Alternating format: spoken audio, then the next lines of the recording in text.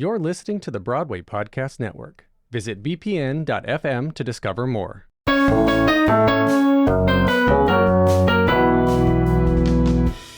Hello, I'm Jesse McAnally. And I'm Andrew DeWolf. And I'm Liz Eston.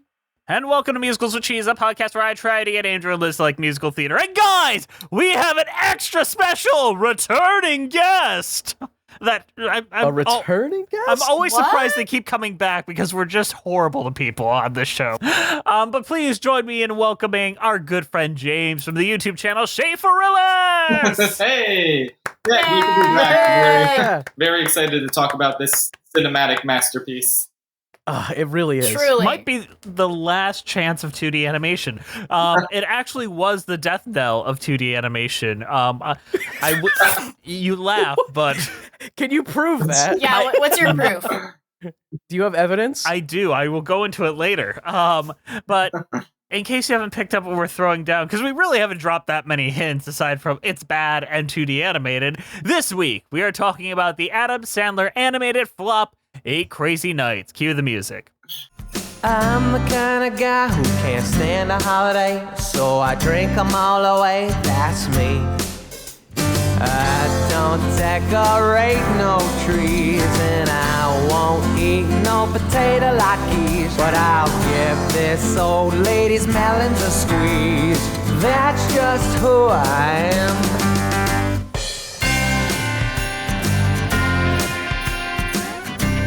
So 8 Crazy Nights is a movie musical written by Brooks Arthur, Alan Covert, Brad Isaacs, and Adam Sandler, with music and lyrics by Adam Sandler, Alan Covert, Robert Smigel, Brooks Arthur, Stephen Brill, and Brad Isaacs. It premiered November 27th, 2022, 21 years ago this very day. I am now discovering. Oh, fuck. Wow. Wait, was this planned? Was this planned? This was not planned, but I am now noticing that reading it right here. 8 Crazy Nights came in 5th place on its opening weekend among the U.S. box office, making only $14 million since its Wednesday launch. It only grossed $23.6 million in North America and negligible foreign box office receipts for a total of $23.8 million worldwide. It was a box office bomb, losing approximately $10.5 million, or between $10.5 and $44.6 million on it.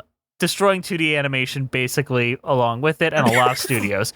The plot of 8 Crazy Nights is Davy Stone, a 33-year-old party animal, finds himself in trouble with the law after his wild ways go too far. Reminds me of another 33-year-old party animal who crazy ways got too far. And you know what we did? We crucified him. What the fuck? I feel like this has a lot in common with that story, too. You think that this has a lot in common with the Jesus story? Yeah. Is that who we're talking about? A Jewish man who has the law turn against him, and really, and he's 33, and probably so played by Adam Whitey Sandler. in your metaphor? Judas, obviously. Okay. Oh. What? Who's the sister in your metaphor? Mary Magdalene. Jess, you're just naming random characters. Yeah. This has nothing. I like how you're saying Who's the characters. Foot Locker guy in your metaphor? Foot Locker is God. Foot Locker is God. Okay. No, that makes sense. Yeah, that I tracks. buy the Foot Locker is God thing, but that's all I buy. What were you trying to say, James? Whitey would never betray anyone. He can't be Judas. He is the most loyal friend of all time. Put some respect on his name. It's true. Whitey goes to the That is Romans and is so like, true.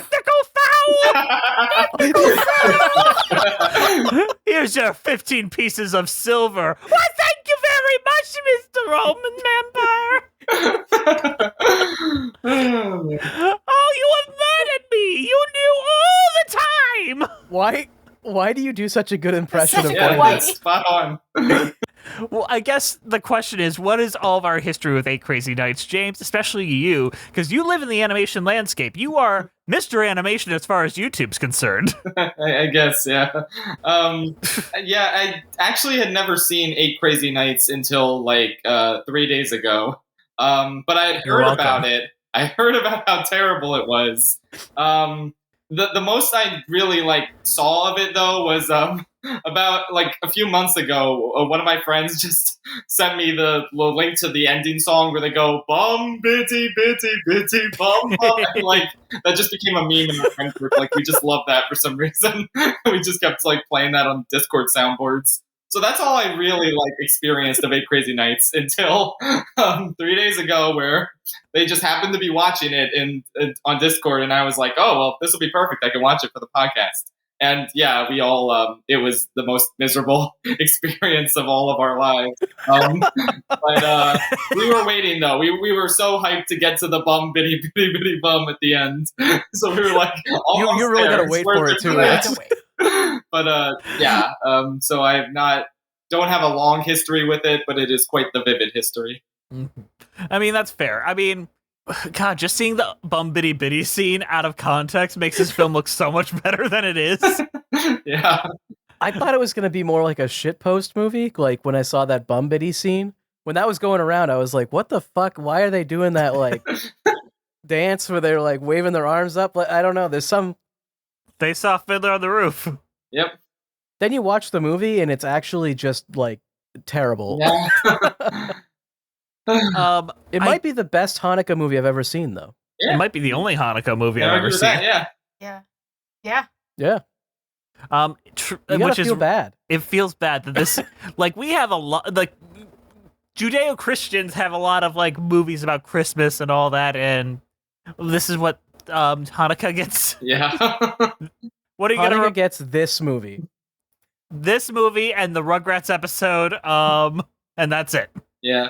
And I guess Prince of Egypt. I guess you can count that. Yeah. Yeah, it's like this movie isn't really even like Hanukkah focused. Like it's really just like, you know, the holiday season, and then like Hanukkah doesn't factor into the plot at all. There's not even like 8 crazy nights. Like it doesn't even take place over the course of like the 8 nights. It's just like I don't know. It's just it does take place over 8 days because we start on the first night of Hanukkah and end on the last night of Hanukkah. Okay, I mean they don't really like emphasize that, so I guess I wasn't paying close enough attention. I didn't notice. They do. Okay, here's where I gotta. He's stepping in. Jess is the ardent defender of not a Crazy defender, Nights. but I was gonna say it's good. He has a perfect Whitey impression. He's been honing this. He's ready. It's his moment. This was on a lot in my house as a child. Let me just say that. This is a film where this was legit nostalgia for me to revisit this. No, I feel bad for you. My I feel aunt bad. really had a love for this film for no good reason. Yeah, I was gonna say like why. And so like I knew a lot more of the songs by memory than I thought I would when I revisited this, where but they do harp on like it being the first night of Hanukkah, and they say it multiple times, and then in the last like during the All-Star banquet, they do say it is both the last night of Hanukkah and Christmas Eve, and throughout there is different ways of telling you which night of Hanukkah it is, like on the TV and at the mall. There are like little, if you're really paying attention to this very intricately woven film. I didn't notice even a single fucking clue, and No. you're over here. You've got the strings tied up. You're like, oh, this is the first day, and obviously that ties in here, and like, Yeah, I stand corrected though. Impressive. A lot of this film is kind of a last-ditch effort to keep a lot of animation studios open. So, 8 Crazy Nights was animated by several studios, including Anvil Studios, A-Film, AS, Bartle Entertainment, Golden Bell Animation, Marina Motion Animation, Spaff Animation, Tama Productions, Time Lapse Pictures, and Warner Brothers Animations, YR Studio, and Yao's Animation. A lot of those were coming right off of the critical and box office, well, not critical, but box office failure of The Iron Giant. So this was kind of their saving grace of Please Save Our Company, and it was decidedly not that, because we are firmly in the post-Toy Story, no one wants 2D animation, they just want CGI. And this was kind of the death knell that not even, like, outside of Disney, there is no life for 2D animation. so 2D animation's dying. And they're like, this is our last ditch effort. You know what we should do? Let's make a movie where the most annoying man ever talks like a lot and also gets covered in human feces and then deer lick it off of him. So that's going to save our company. See you later, Smell. I think they were just trying something new because like the things they were trying before weren't working anymore. A new flavor, perhaps. A new flavor of poo. New flavor of popsicle. I mean, yeah, just like watching this, I kept thinking, like, who does this appeal to? Like, did they expect this would make them money? Like, I just like this like raunchy R-rated like animated film. Like, I don't know. Like, what's the target demographic? Like, I don't know. Well, let's talk about the director real quick, Seth Kearsley. Last year for the 20th anniversary of 8 Crazy Nights, he did a basically tell-all video about what happened and the production, how he got involved, and how it was different than other animated films. So he really just wanted a job. He wanted to have his first directorial job. He was working on Dilbert at the time, and he was told that Adam Sandler's company, Happy Madison, just started an animation division. They really wanted to get started on this project, and he really wanted that job. So he shows up to Adam Sandler's door, and was just waiting for him, and then he just heard the voice of Adam Sandler behind me. Hello? What are you doing at my door? And he was standing behind him. And from this weird, insane meeting, he got the job, and a lot of the things that feel like Adam Sandler isms, like the Rob Schneider effect and all his SNL friends, they were under contract with Happy Madison, so they didn't have to audition and run them through the gamut that you would usually have to get them in an animated film. So it made revising dialogue at last minute much easier. And Adam Sandler was very heavily involved in this. When he wasn't actively filming another live action film, he was in the studios helping morale, more or less, and pitching ideas. And they were always like, if this joke doesn't work, we need to find a better joke. But the problem is, he's like, we discovered way too late that if we had probably stuck with the original joke, we just got bored with that joke because we kept hearing it, not that it wasn't funny. So we kept eventually undoing and undoing and undoing until we are so far away from what our original intention was. It's not even close.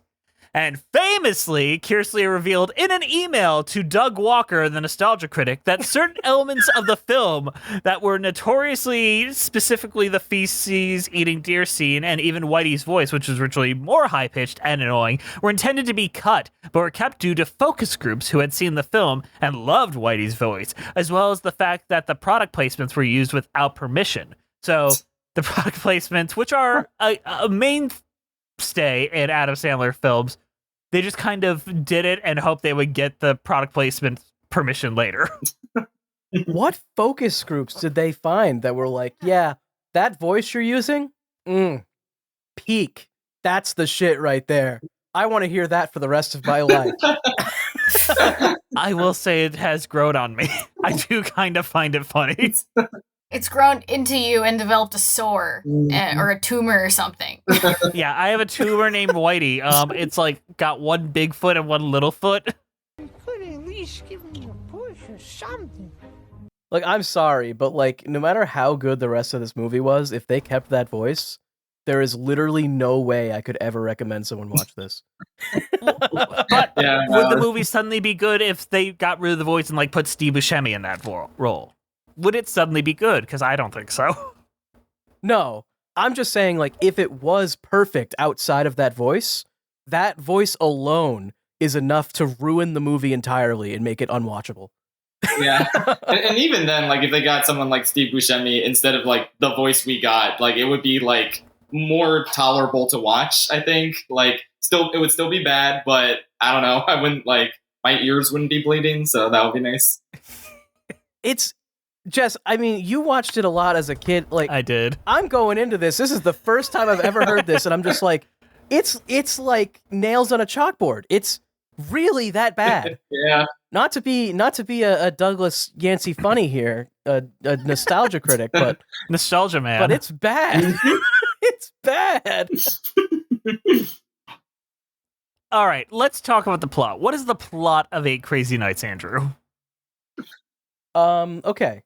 So there's Adam Sandler is playing Adam Sandler. I mean, it's literally he's Adam Sandler, right? Like his name's Davy Stone or some shit, but he looks exactly like Adam Sandler, and he's What are you voiced by talking Adam about? Sandler He's doing ripped. his normal voice. He's got like abs. Adam Sandler doesn't have those. Apparently, the character model is based off 19-year-old Adam Sandler. But he's 33. He's 33 in the he's movie, 33. but apparently the character model was 19-year-old Adam Sandler. Sure, Jan. Sure, Jan, indeed. So the movie opens with Davy Stone, Adam Sandler, eating at a Chinese restaurant run by a racist stereotype. As played by Rob Schneider, who is also our narrator. Don't you forget. He dined and dashed me! He chew and screw me! He sip and skip me! He's the narrator as himself, not the racist waiter. Just to be clear. Okay. We go right into it. It's like Yeah. Mickey Rooney in fucking Breakfast at Tiffany's type shit. Yeah, it's really bad. Yeah. So he is a guy who's just kind of a dick. He's like Scrooge, right? It's like a Scrooge story in a way. He's a dick. He hates the holidays. He hates everyone, and he's got to learn his lesson. He gets arrested for stealing Chinese food, and also running from the police, and also trying to drive drunk, and also property damage, and also farting fire on a group of people. I'm pretty sure that happens. And sexually assaulting a woman, an old elderly woman. And a car. Ah, yes. It's like assaulting a Oh car. yeah, he did want to fuck the car. Right. Yeah. Oh yeah, he tried to fuck He his tried to car. fuck his I own totally car, forgot yeah. about that. I Do will you think say that was like a joke? Like originally they wrote the joke and they were like, "Oh, he'll like kiss the car and be like, 'I love you, baby.'" And then they're like, "That's not funny anymore. Let's have him like literally fuck the car." And then they're like, "Yeah, put that in the movie." I think that maybe it was just like one phrase, like, "Oh yeah, just see you tomorrow, baby," and then he's like, "Oh come on, you gotta fuck the car, come on, Gotta go harder. come on, we gotta Come fuck the on." car, come on, Cynthia, we gotta fuck the car." But he gets arrested. He's gonna get sentenced to 10 years in prison or whatever. But this old man remembers that he's good at basketball, and the old man plays or referees basketball, and he's like, if he sentence him to help me referee basketball, which I mean, I guess someone who is going to be sentenced to 10 years in prison for sexually assaulting his car and also an elderly woman should definitely be around children. So the judge decides that's a great fucking idea. You know, it's your responsibility now, Whitey. By the way, the character's name is Whitey. It's not a. Yes, We're not doing. Yeah, a we're bit. not making fun of him. His name is literally Whitey. Yeah. Whitey Duvall. We've already talked about it, but this character has the most annoying voice ever conceived by a human. And he has 50% of the dialogue of the movie. So, and also 2 songs. He is the main focus of 2 songs. Yes, Yeah. Yeah. because his voice is just that funny. Yeah. It's so good. I wish we heard more of it, frankly. Should have given him all the songs. Why didn't they give him all the songs? Frankly, He should have been the narrator. Like, come on, guys. oh Yeah. yeah. Actually, it's kind of weird he's not the narrator. Yeah, he really should be the narrator. Yeah. This Rob Schneider fellow. Did you know that they cut 2 full songs with Whitey? Oh, what a Oh shit. no. We were robbed. Jeez, they really. One about how much he loves them all, and one extended version of the Patch song, Oh. where convicted pedophile James Barber had an extra verse in this movie, aside from just the one transphobic line he currently has. Oh, no. Oh God. I carved our names upon that tree. I loved him and he loved me. My darling wife was once a he. But that was long ago. Okay, we got to keep going. Yeah, we gotta go. He's a terrible ref. He's a terrible ref. So Whitey's like, I'm gonna take you under my wing and really train you. So I'm gonna bring you to the mall. I love the mall. And they meet this girl that we later find out Adam Sandler's character used to be in love with when he was a kid. Did you recognize the voice of this character, though? That is No. Jackie Sandler, Adam Sandler's real life wife. Oh. I will say she did get like the one laugh out of me in the entire movie, which was Really? he like says something horrendous to her boy, and she's like, well, Happy New Year, fucking psycho, or something like that. She just calls him a psycho and just walks away. And it truly... I mean, she's not wrong. Yeah. She's right. And I feel like that was just the delivery of that line was wonderful. I mean, we'll speed it up. Eventually, her kid is in basketball, and they bond. Adam Sandler's character and the kid bond. Adam Sandler's house burns down, just kind of out of nowhere. No, and because so he has to move in. He beats them at a one-on-one game, and then he burns his house down. Oh, yeah. Well, Oh, is that actually what happened? Yeah. well, his Jesus opponent was Christ. forced to eat a fat guy's jockstrap, so Also he could voiced get by Adam revenge Sandler. by This movie- causing property damage. This movie really hates fat people. Yeah, I it's guess. very Just throwing fat that up. Okay, yeah, so that's why the house burns down. So then he has to move in with Whitey, and we get to meet Whitey's sister, who is has the same voice as Whitey but higher pitched. I think it's like lower, more in the nasal. Oh, what are you doing? You might be right It's about also that. a good sister impression. It's what it is it's they took a perfect comedy voice from Whitey and they improved on it and made it even more funny. It's even better. I already called the morgue. They said you weren't there, but to try back later. Oh yeah, also Whitey has this goal that he wants to win a award for the town, just being the town all-star. He wants to be Or no, whatever it is. the basketball. It's less than that. It is like the basketball town all-star patch. Yes. Yeah. So eventually Adam Sandler his past is revealed where his parents died on the first day of Hanukkah or something like that. Way back when he was a kid, and he gets really mad at Whitey for talking about it and says that Whitey will never win the award. So then the award night comes, and of course Whitey doesn't win the award. John Lovitz does. Yeah. So Adam Sandler has to go in and be like, "You guys are all stupid. You should have given him the award." And then they're all like, "You know what? You're probably right, actually." So then they go and they give him the award, and then it ends at a crisp 70 minutes. Really, they really put all their effort into this movie. They really wanted to make it a nice feature film. So compared to other holiday classics, where does it rank? Bottom. Yeah. Bottom. I can't think of a worse one, honestly. You'd have to dig deep into like the Rankin Bass shit to find something worse. I don't know. Like I something think the like really Christmas low tree is budget pretty independent rough. really friend on YouTube, like something like that.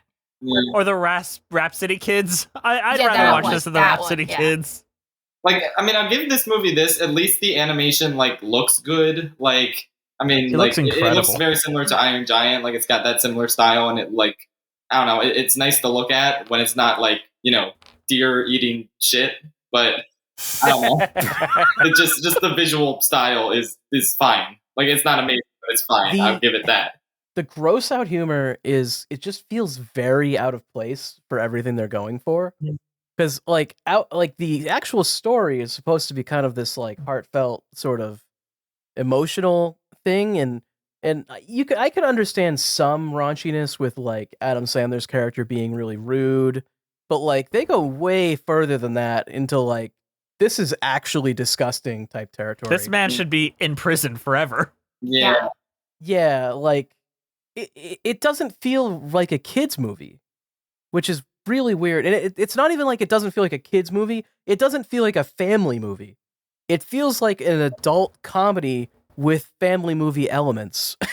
Yeah, I mean that's true. Like you don't even like need this like emotional story about him like being sad that his parents died if you're trying to just make this like raunchy R-rated comedy. Like I don't know why these elements like they don't mesh. Like just cut out all the It's emotion. not even R-rated. It's PG-13. You could take your children to see this in 2002 if you really wanted to. I actually didn't know it was PG-13. I thought it was R, but okay. I mean, It feels like an R-rated movie. I Yeah. agree. It definitely feels like an R-rated It does. movie. But yes. yeah. So, Your kids, you can take them to see deer lick up shit. Yeah. We have to talk about that scene in more detail. You really Okay. do. Go for it.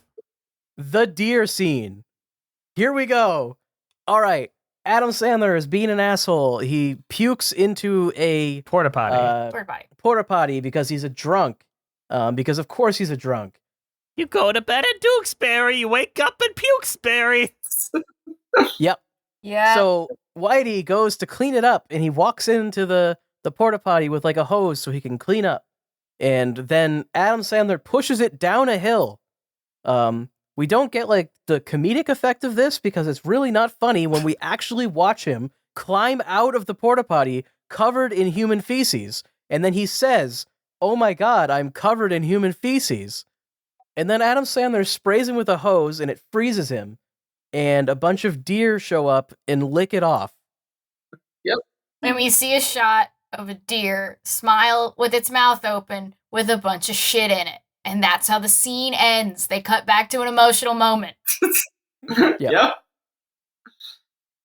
This is a scene that shouldn't exist. Also, towards the end of the movie, that deer still has poop in its mouth. Wait, really? Yeah, I during didn't the even end notice scene that. where the deer is helping him, there's a deer that smiles a little, and you still see nuggets of shit. Well, what about the point where they're laughing at the mayor's joke and all the deer are just shitting nonstop? Oh yeah, that's good too. I forgot about that. I think I took blanked from my memory. Not gonna lie, that shot kind of made me chuckle. Everything else about the deer are horrendous, but that one shot made me chuckle. They have a thing for shit. Yes. This is very I gotta say- fecal-oriented movie. Yep. Actual shit, not usually funny. Even in like gross out humor, I don't think you generally see actual shit animated. No. Like you'll see like farts and like burps. But like usually shit is just too actually gross to be like, ha, he's covered in poop. The question is, I think we've discovered in a lot of like early 2000s animated films and TV shows, see Dan Schneider, a lot of people's weird fetishes wind up in their children's content. And I don't believe that's what's going on here, truly. I think this is just people's well-intended horrific sense of humor. Which I at the very least I'm giving credit for. Does anyone here like Adam Sandler at all? Like his films, his comedies, anything like that? I mean, I think he's a good actor when he like tries, like in Uncut Gems, but like he doesn't try very often. So I don't like his comedy like at all. Like none of his comedies like work for me. Not to just rip off Red Letter Media's opinion, but I'm pretty sure most of his movies are money laundering schemes. I mean, yeah. Allegedly. He had legit said in an interview, I pick filming locations based on where I want to go on vacation. Like, he filmed that Drew Barrymore movie because he wanted to go to Hawaii and he needed an excuse. He was like, I'll just make a movie with Drew Barrymore. I don't think this clip's on the internet anymore, so, like, I don't know, but I remember Can seeing I tell the it. grown-up story? Yes, you have to tell the grown-up story. It has been 4 years. You told it before on the podcast, but no one was listening to us back then. You have to tell it again. The grown-up story. Oh, I love the grown-up story. Okay, so there's this tiny fucking water park in Massachusetts where I used to live called Water Whiz or something like that. It's something really dumb. I'm pretty sure it's got Whiz in it, which is a very funny name for a water park. You don't want to include Whiz in your water park name for obvious reasons. But I went there one time and half of the rides were fucking closed. And I'm like, what the fuck? I want to go on all these and I'm not allowed to. And it turns out they were filming the water park scene for grown-ups at the Water Whiz that I was at on that day. So I didn't get to go on any of these fucking water slides because Kevin James and Adam Sandler and Rob Schneider and whoever else were going down all the water slides in filming. So that's my story. Maybe I'm in Grown Ups. I might be a background character. Yes. You know? I think someone needs to go through frame by frame of Grown Ups to find Andrew, because I'm certain he's in there somewhere. Yeah, he's definitely in the I'm background. in there somewhere. I'm probably like 12. Just go, look through there. See if you see someone who looks like me. Did you have the same Without hair the- when you were without the- 12? No, he had like No, a I little had short short boy hair. hair. A little short boy hair. I looked like a Hitler Youth kind of, you know. Well, I don't know. Okay. Better transition out of there. But how about we compare our opinions to those of the real critics over there on Letterboxd.com? It's time for Reviews, the 1-star, 5-star game. James, do you remember how to play this? If not, I'm going to explain it to the audience anyways. No, I think it's been too long. I forget. Okay, so Liz and I are going to read you and Andrew real Letterboxd reviews. None of these are made up, and you have to guess, based on the review alone, whether it was a 1-star or a 5-star review.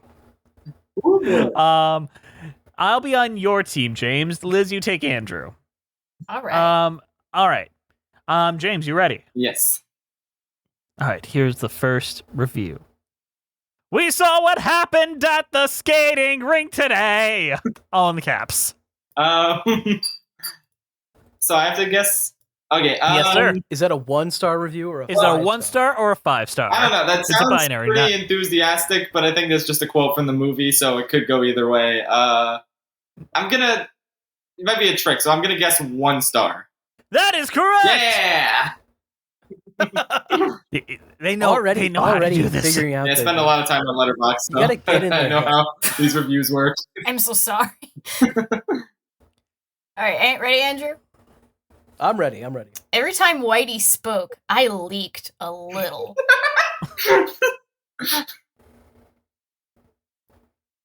Fuck. See, it's like a funny one, so it could easily be a 1. But maybe they actually really do enjoy it. Maybe they're part of the focus group. Like my aunt. I'm gonna say this is a 5-star. This was one of the original focus group that shows that they love the voice. I can't confirm that, but it is 5-star. So Y'all are killing it. All right, are you ready, James? Yeah. This movie has so much to offer every time. doesn't. So much Is shit. that the end of the review? Well, literal and metaphorical. That's the whole review. That's a whole review. Again, it could go either way. I don't know. I guess I'll say 5 stars. That was a 1-star. Oh, Makes man. just as much sense as there's no logic to these. Yeah. Like don't try to bring logic into this. It will never help you. That's true. All right, Liz, what we got next? All right. Eleanor is a gay icon. Fight me. I don't see how that would make any sense, but I'm not gonna fight you. Icon. Just if someone says someone's a gay icon, just don't fight them on it. Just go with it. You'll live longer. 5 stars. That is They're a a gay 5. icon. Hey. All right, James. Mm-hmm. The poopsicle crying emoji. I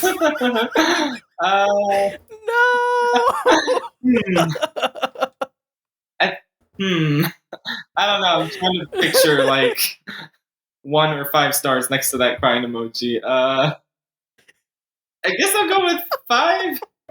That is correct. Yeah. The poopsicle. The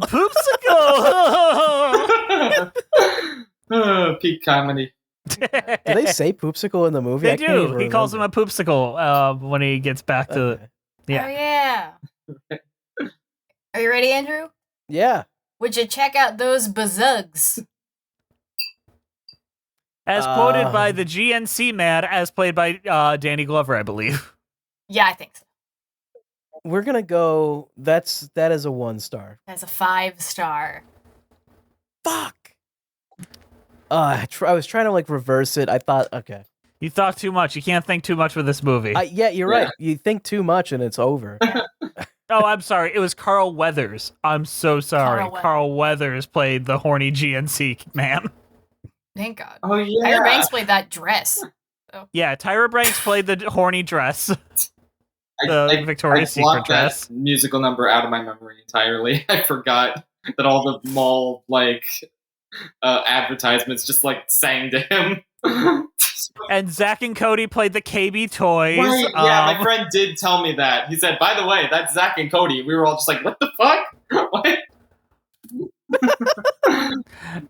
They hired a bunch of famous people. Hey, you want to be an advertisement? Sure. Of course. And an Adam Sandler vehicle? Of course. It's the early 2000s. This won't murder my career. All right.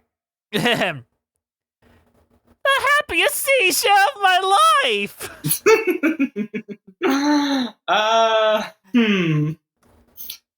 I've been guessing 5 a lot, so I'm gonna say 1 star for that.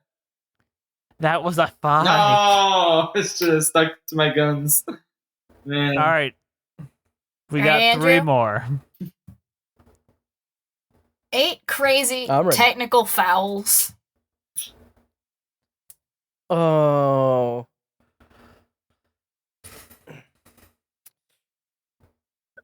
One. Correct. That was a pure guess. Yeah. All right, James.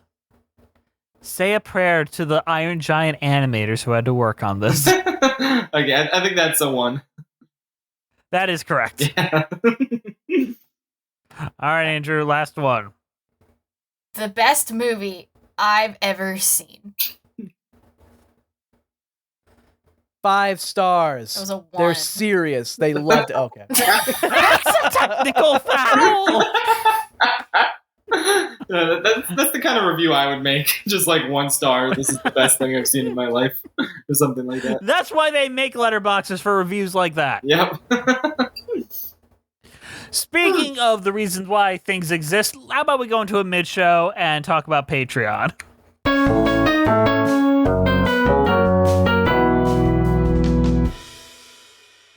Hey guys, sorry to interrupt you in the middle of the show, but we've got a show to you. Today's show is brought to you by the extremely kind donations by our donors over at Patreon. Patreon is this beautiful place where you can give us money, you get commentaries. Me, Andrew, and Liz are currently watching through random episodes of Glee. We did the Rocky Horror Glee show, the Glee Thanksgiving episode where they did the Let's Have a Kiki song, and you will also get extended video episodes of our podcast where you can see James's beautiful face, and it looks like a White House tableau. They're sitting right in front of like a fireplace. It looks beautiful. Truly, you're missing out if you're not on our videos.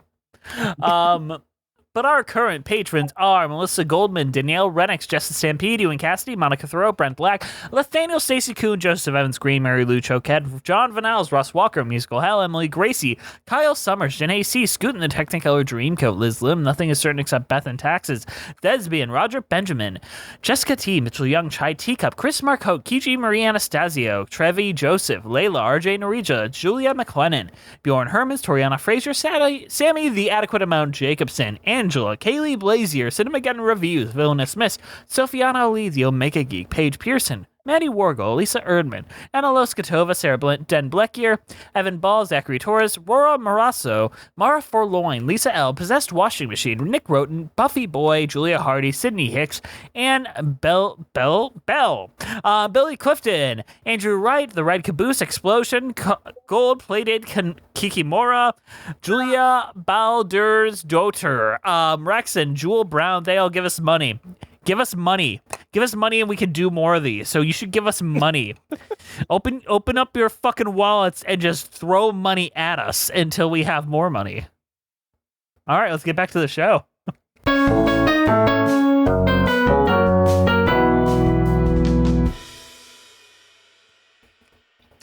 Does this really count as a musical? Like, I think that's kind of my confusion with this.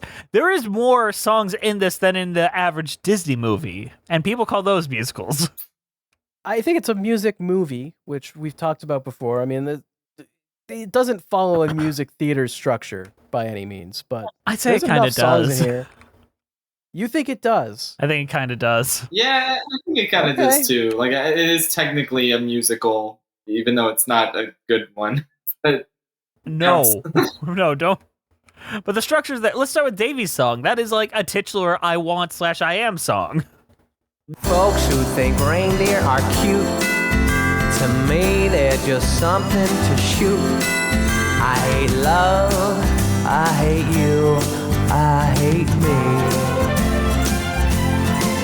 Well, I'm a snowmobile stealing, no taste of season feeling kind of guy. This time of year sucks, so I take my nunchucks and make sure every snowman dies. Believing in Santa's all wrong, and Hanukkah's 8 nights too long. I hate love, I hate you, I hate me. I hate love, I hate you, I hate hate me.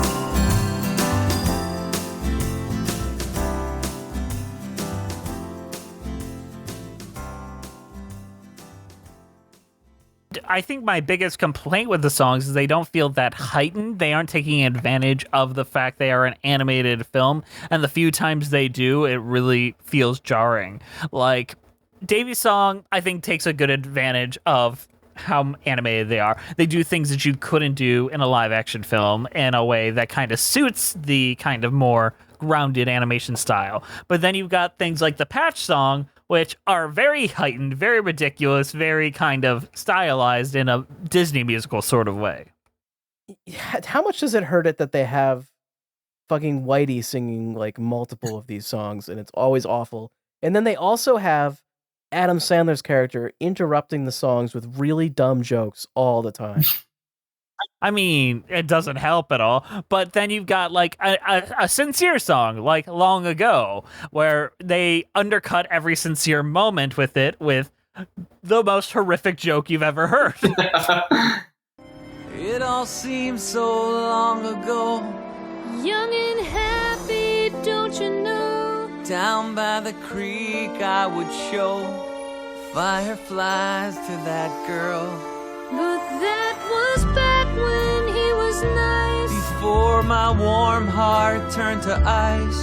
My sister's wig once had lice. But that was long ago. The schoolyard's where we were. The first time I kissed her. He thought he got some tongue, but it was only retainer. Eleanor's bra is a trainer. Well, over there's my family home. and the woods we used to roam. The only time I had sex was on the phone. But that was long ago. Yeah, it's like at that point, like, again, why even bother with like the emotional like storyline in this emotional song? Like, why not just like make every song be like just these terrible jokes? Like, what's the point of being emotional? Do you think they were trying to do a thing where it's like a juxtaposition, like, haha, here's an emotional moment, but we're just going to undercut it? Was that supposed to be the joke? I Because think it doesn't that's even it. come off that way because they do it so Yeah. often that it just, you never get that tone where it's like, oh, this is like an emotional movie. Like, it always just feels like it's just the undercut. Yeah, like I wasn't expecting the song to be emotional because like I knew the movie like wasn't capable of that, so I just expected there to be terrible jokes, and then yep, there they were. Yeah, So- like there's no surprise. There's no like, oh my god, they did. Well, I mean, there was one moment where it was like, oh my god, they did that joke, but that's mostly because it was such a horrible joke. But Anecdotally, in high school, I had a friend who said that this film made him legitimately cry every time he watched it because of how emotional he thought it was. This and Click were the films that made him cry. Was it the line where Whitey think- says, I've only had sex over the phone that really just got But him? that was longer. No, it was a dead parent subplot. Like, has he seen like he's watched 2 movies like ever, and he's like, dang, those were really emotional. damn, I thought it was just poop jokes, but he had a dead parents. Man. In your friend's defense, when I was younger and watched Click on TV, it did make me emotional when I watched the ending out of context. So I saw Click in theaters, and I thought it was like, even then in 2007, I was like, it's just a wonderful life, but worse. Yeah, It's a horrible it's a line. horrible. I haven't seen Click That's- yet, but I'm actually saving it for my 1000th log on Letterboxd. I just thought that would make a fun 1000th movie to see, and that's 50 movies away. I'm at like 950 right now, so it's coming up. Honestly, I think it might be a little worse than this. Oh boy, that makes me more excited. Oh boy. Click has like no redeeming qualities. This has some good animation. Yeah. and And I think the songwriting at times is fun. We do kind of need to talk about technical foul. Yeah.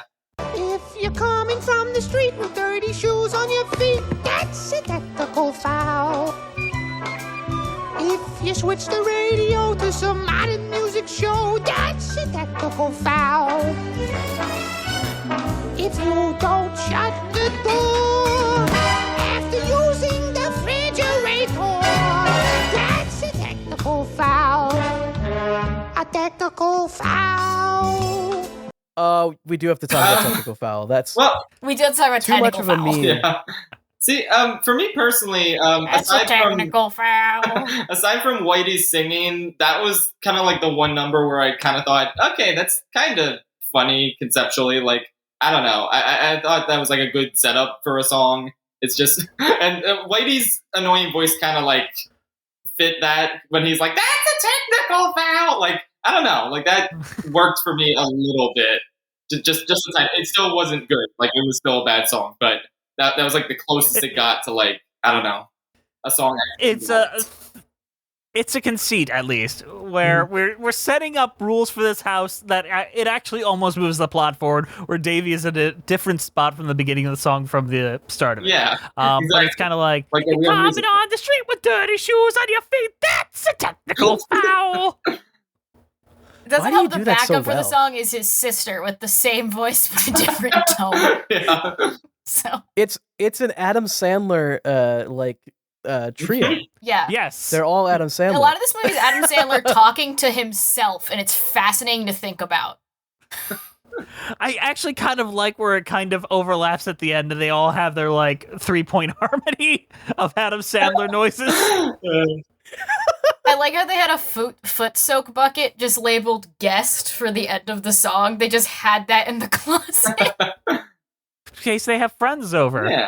And also, Whitey mentions several times that he has an imaginary wife. And it's in one of the lyrics here. And we didn't bring that up. And the movie barely even kind of talks about it. But he apparently has an imaginary wife. Huh, I guess I forgot. I blocked that out. I blocked most of this out. He mentioned the imaginary wife at the end to Davy, and it's like, I hope you see my imaginary wife as your sister or something. And he's like, that's weird. Don't want to respond to that.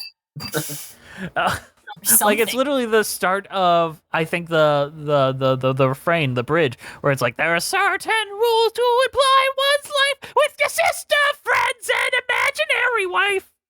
Like, it's mentioned 3 times in this song. This thing that's only kind of a part of the narrative.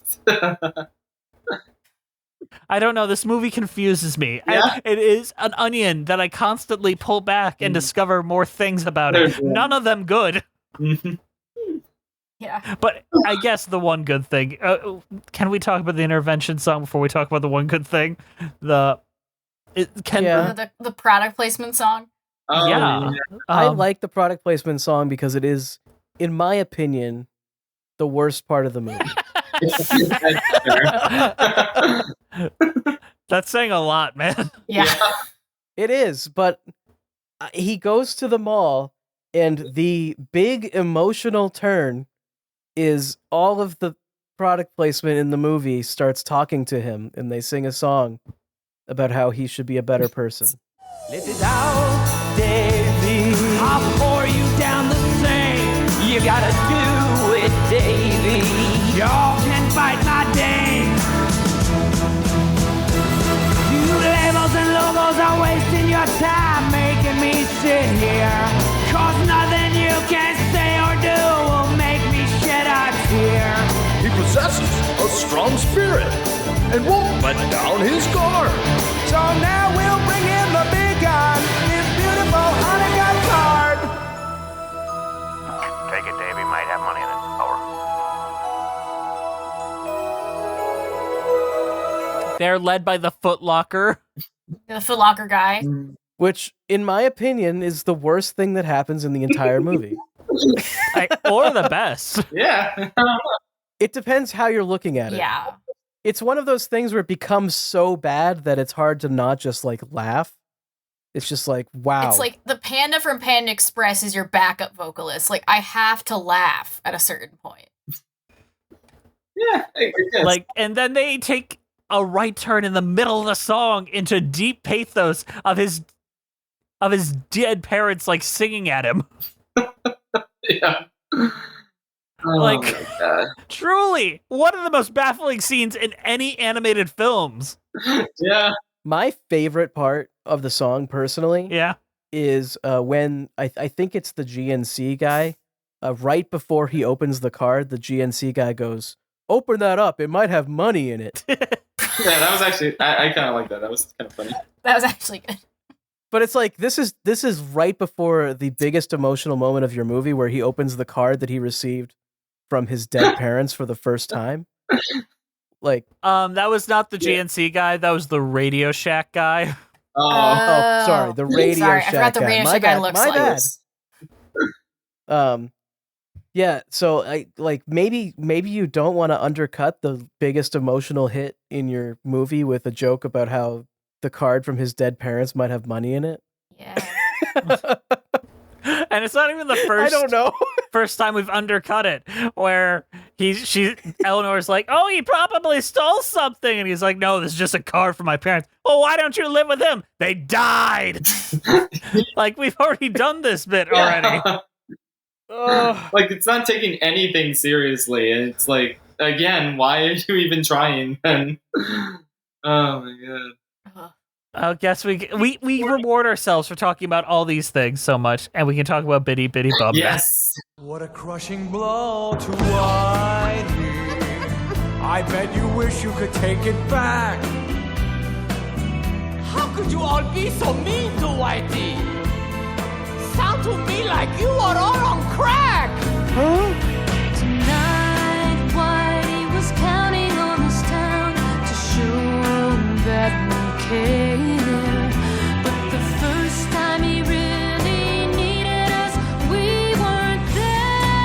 And on Christmas Eve and the last night of Hanukkah, It's just not fair.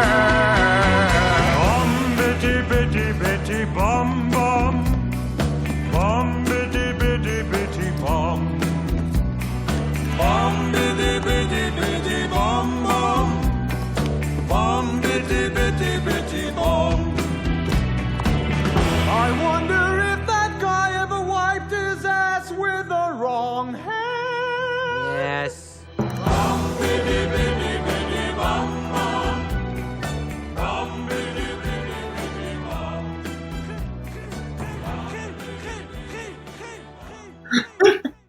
It has like no relevance to anything, but it's like my favorite part of the movie because it's just so random. The animation is so smooth for some reason. It's very satisfying to watch. I don't know why.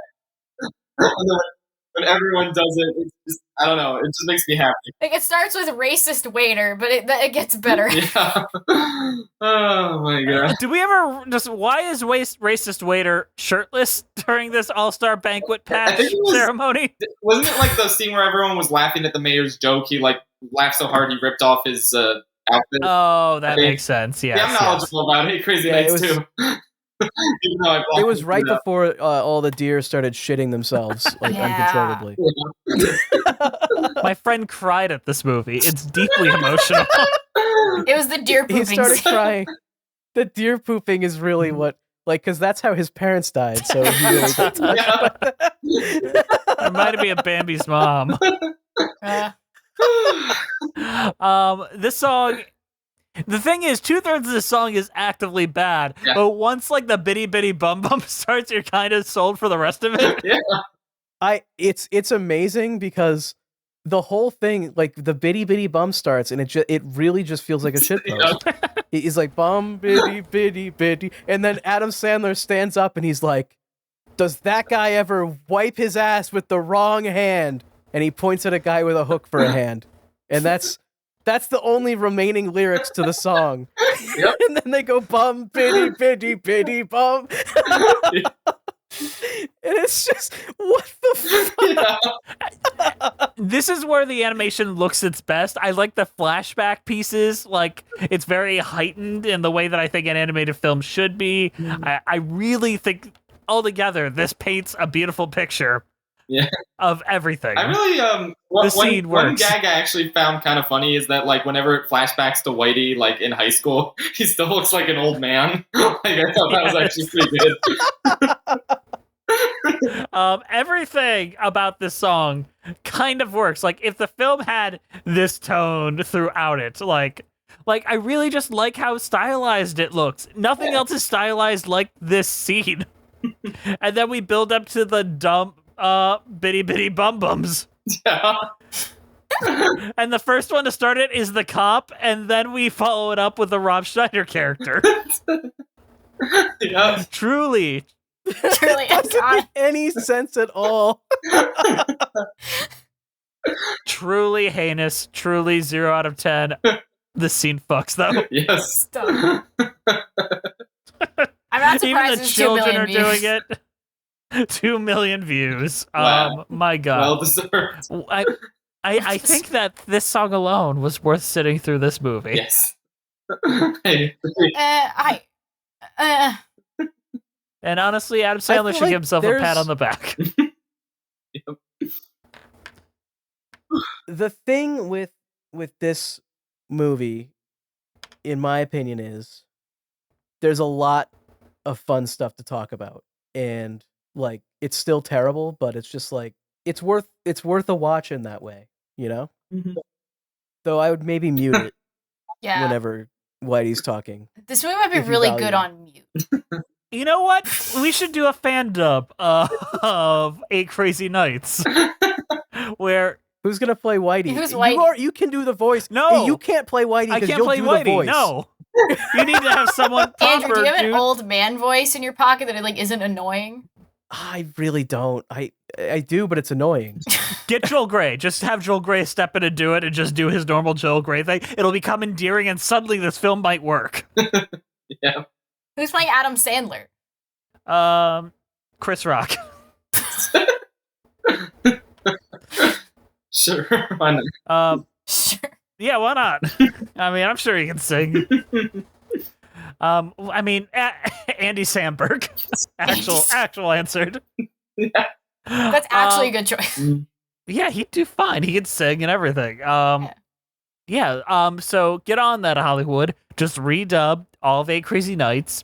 Honestly, this is not something you need Hollywood for. You at home, you have a microphone, you have talent, you have skills, you have friends. Redub 8 Crazy Nights. There are people out there translating Elizabeth Doss musical all by themselves in English. Go out there and dub 8 Crazy Nights. But what is our overall thoughts on 8 Crazy Nights and our cheese ratings? Andrew, why don't you start? Yeah. My real thought is that I don't like it. I think it's a bad holiday movie, a bad comedy, and it also has one of the most grating character voices I've ever heard in an animated film, ever. The only voice I can think of that I would compare this to that I've really hated was The Nanny, that TV show, The Nanny. Oh, Fran Yeah. Drescher? Yeah. Yeah, I really hate her voice too. I love her voice. I love it. Yeah, I don't. Understand. That could just be the horny distracting me from the voice, but Yeah, I'm not horny. I have an itty. So yeah, the thing is though, I still might say you should watch it because it's so fucking weird, and there's so much to talk about that if you have friends, like this would be a great movie to like put on and get drunk, you know? That's my thought. Cheese rating. Is there like a Hanukkah cheese? Is there anything like that? Latkes? Cheese latkes? I mean, they do cheesy mashed potatoes, don't they? Yeah, but latkes are basically like a potato pancake. Okay. I guess I'll give it that. Whatever you said. Latkes? Cheesy latkes. Cheesy latkes. Because that is apparently a Hanukkah thing. Which is about as much theming towards Hanukkah as this movie has. So there you go. Fair enough.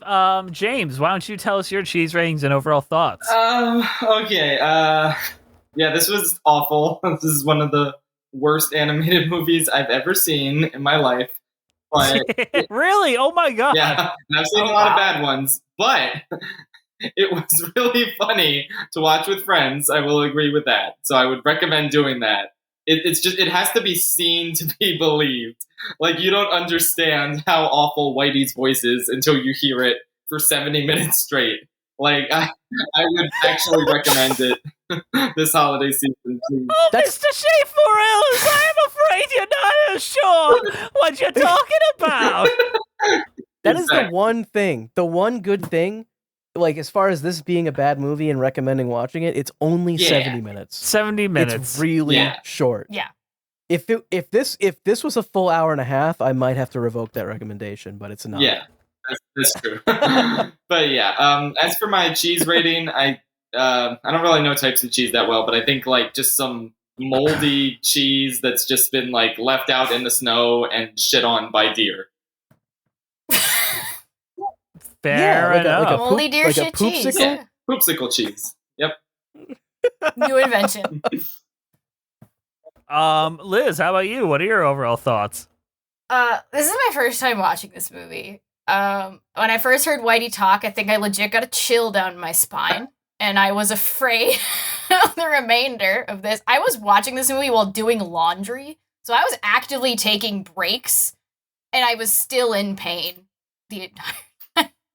But if you're with friends, and you got some liquor or your drink of choice in you, it's a solid choice. Like, I don't hate it in that context. I hate it in me being sober at home alone context. So, get some friends, get kind of drunk on eggnog, and maybe watch 8 Crazy Nights. It's only an hour, 17 minutes. Like, won't kill your day.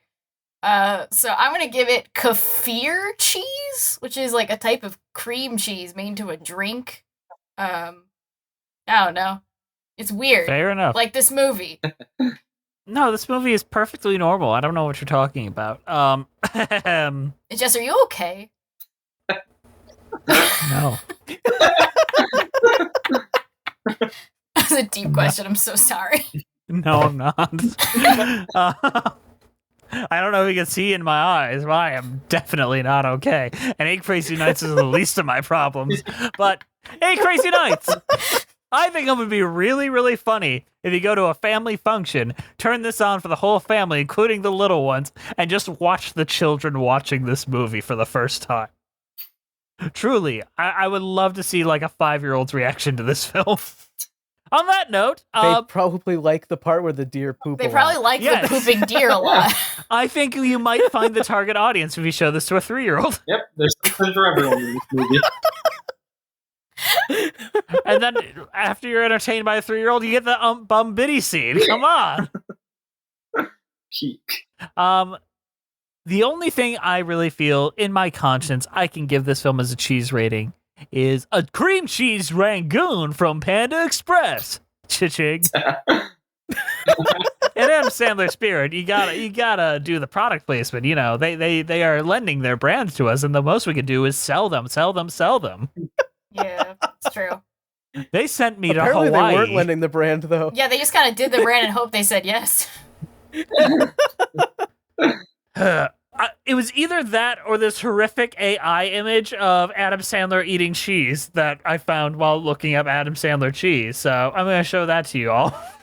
Oh. Oh my god, what happened to his fucking mouth? Oh. Wow. Man. Looking good there, Yeah. Adam. I mean, I believe it was photoreal. Honestly, I think he actually took No, this that's photo. unrealistic. I want- He only wears baggy t-shirts. That shirt is way too tight in his arms. Yeah. I I want to mean, believe that his mouth continues down to where his like the bottom of his hand is. Like it just keeps going. This looks like There a was scene either- from The Stuff, and I'm not even joking. Yes, it does. or we could talk about this wonderful fan art. Oh, iconic. Oh, I God. love that meme where someone like redraws the 8 Crazy Nights poster. I saw like an Undertale one, like a Five Nights at Freddy's one. It's just that meme is so funny to me. I think it's like one of the top tier worst posters ever. So I like how Whitey's being all shy in the corner, like, I don't like pizza. I'm not a fan of the pizza. James, thank you for joining us again, which I believe is our 3rd or 4th time joining us. We love having you on. You're always a joy, and you always bring such great insights. Promote the wonderful content you create in case there's 4 people on the internet that don't know who you are. Sure. So you can find me on Schaffrillas Productions on YouTube. Follow me on Twitter at Schaffrillas, and I'm also on Letterboxd. You can follow me there, see all my thoughts. If I ever log 8 Crazy Nights again, you'll be the first to see my new thoughts on it, which probably won't change that much, but It works now. Suddenly it's great. Yeah. So I cried. Yeah. That's pretty much it. That's where you can find me. So yeah, thanks so much for having me. This was very fun. Thank you for giving me an excuse to watch this incredible, life-changing film. I think this, like, aside from maybe Thoroughly Modern Millie, might be the only horrific thing we've ever had you watch. Yeah. But you suggested Millie. Like, we didn't make you watch Millie. Yeah. Speaking of horrific things to watch, thank you for listening. Please follow us on iTunes, Spotify, Stitcher at Musicals with Cheese. We're on Twitter at Cheesy Musicals, Patreon Musicals with Cheese, Instagram Musicals with Cheese. We have a Patreon-only podcast called Patreon with Cheese. We're doing fun things over there. Email us at musicaltheaterlives@gmail.com. Our keeper of the cheese is Juliet Antonio. And James, if you wouldn't mind, could you give us a little ASMR for Juliet? They write ASMR scripts, and every time I try to have a guest do a little ASMR reading for them. So say whatever you want. Right into your microphone. Okay. Bum biddy biddy biddy bum bum biddy biddy biddy bum. Ooh, that's gonna get things working and rolling. That's gonna get them. Yeah, that's good. Get people going. Thank you to the Broadway Podcast Network for having us on the platform and for not kicking us off for talking about the poopsicles so much. All right, we'll see you next time on Musicals with Cheese, and one more time. Can we get everybody? Bum biddy biddy biddy bum bum. Bum biddy biddy biddy bum. Bye bye.